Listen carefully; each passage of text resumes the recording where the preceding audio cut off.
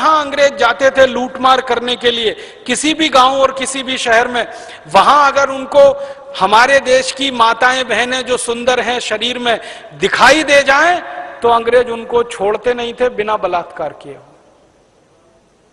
धन तो लूटा ही हमारा, हमारी मां बहन बेटियों की इज्जत भी लूटी उन्होंने। और मां बहन बेटियों के साथ इतना बुरा बर्ताव करते थे कि वो पढ़ते समय मुझे खून खौलता है। हमारी माताओं बहनों बेटियों के साथ अंग्रेजों का बर्ताव कैसा होता था, कोई सुंदर महिला अंग्रेजों को दिखाई दे जाए उसको सरेआम नंगा करते थे। फिर उस महिला के स्तन का जो अग्र भाग होता है उसको लोहे के चिमटे से दबाते थे, और तब तक दबाते थे जब तक खून ना निकल आए, और इस पर अंग्रेज हंसते थे और वो मां बहन बेटी चीखती और चिल्लाती थी। जब वो बेढल हो जाती थी, गिर पड़ती थी, तब अंग्रेज उसके साथ बलात्कार करते थे और सामूहिक बलात्कार करते थे, और बाद में उसकी गर्दन काट देते थे और उसको फेंक के चले जाते थे। ये अंग्रेज किया करते थे। खाली लूटमार नहीं करते थे, माताओं बहन बेटियों के साथ व्यभिचार किया करते थे। और 100 कोड़ा पढ़ते पढ़ते तो उनकी मृत्यु हो जाती थी, प्राण निकल जाते थे। ज्यादातर किसानों के साथ ये होता था। फिर अंग्रेज वहां तक रुकते नहीं थे, किसान को कोड़े से मार डाला, फिर उसके परिवार की मां बहन बेटियों का शील हरण करते थे, मां बहन बेटियों के कपड़े उतारे जाते थे, पूरे गांव में उनको नंगा घुमाया जाता था।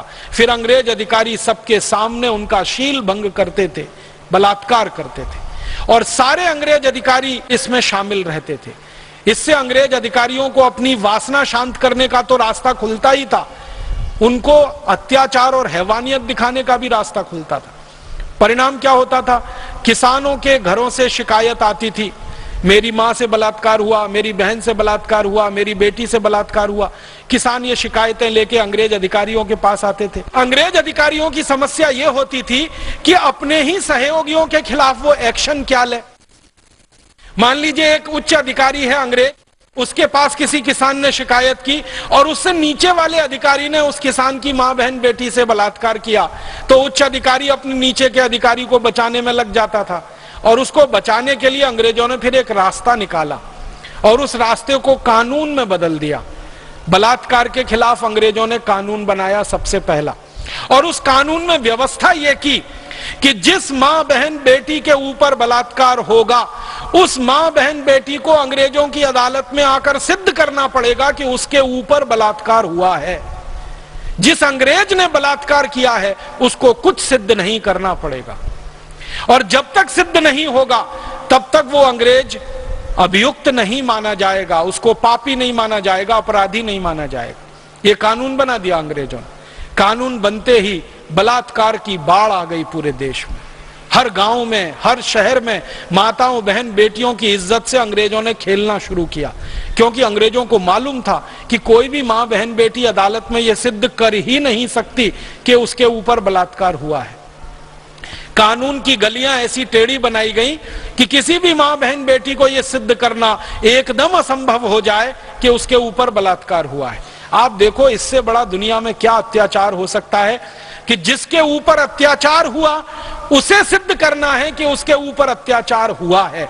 जिसने अत्याचार किया उसको कुछ भी सिद्ध नहीं करना है कि इसने अत्याचार किया।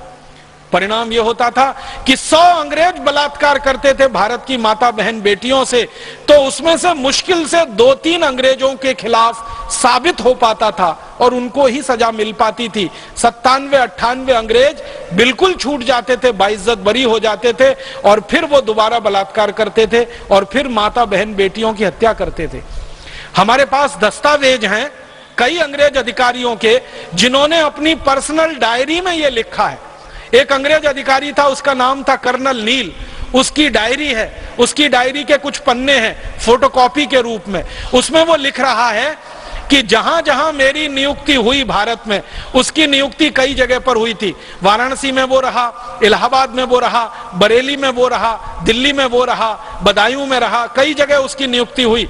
तो कर्नल नील अपनी डायरी में लिख रहा है कि जहां जहां मेरी नियुक्ति हुई, कोई दिन ऐसा बाकी नहीं गया जब मैंने किसी भारतीय मां बहन बेटी का शील हरण नहीं किया।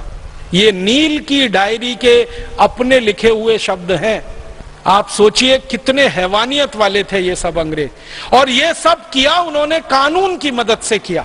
बलात्कार का कानून ऐसा बना दिया कोई भी मां बहन बेटी सिद्ध ही ना कर सके और किसी भी अंग्रेज को उसमें सजा ना मिल सके। अब मुझे बहुत बड़ा दुख है, अफसोस है कि ये कानून आजादी मिलने के 15 अगस्त 1947 को जला डालना चाहिए था, ये खत्म कर देना चाहिए था, लेकिन यही कानून आजादी के 63 साल के बाद भी चल रहा है और आज भी इस देश में माताओं बहन बेटियों से बलात्कार हो रहे हैं और माताओं बहन बेटियों को अदालत में सिद्ध करना पड़ रहा है कि उनके खिलाफ अत्याचार हो रहा है। अत्याचार करने वाले को कुछ सिद्ध नहीं करना पड़ता अदालत में, ऐसी कार्यवाही होती है। आप जानते हैं किसी भी मां बहन बेटी को खुलेआम सरेआम जवाब ऐसे सवाल पूछें कि उसके साथ बलात्कार हुआ या नहीं हुआ, वो अगर शब्द है थोड़ी भी सुसंस्कृत है जवाब नहीं दे सकती है, उत्तर नहीं दे सकती है और उसके मौन का फायदा उठाकर ये कानून हमारे देश की करोड़ों मां बहन बेटियों से खिलवाड़ करता है। बहुत दुख है ये कहते हुए कि बलात्कार के 100 अपराध इस देश में जब पुलिस के यहां रजिस्टर्ड होते हैं तो मात्र 5 अपराध में सजा होती है, 95 अपराधों में अपराधी छूट कर बाइज्जत बरी हो जाते हैं क्योंकि कानून अंग्रेजों के जमाने का बनाया हुआ है।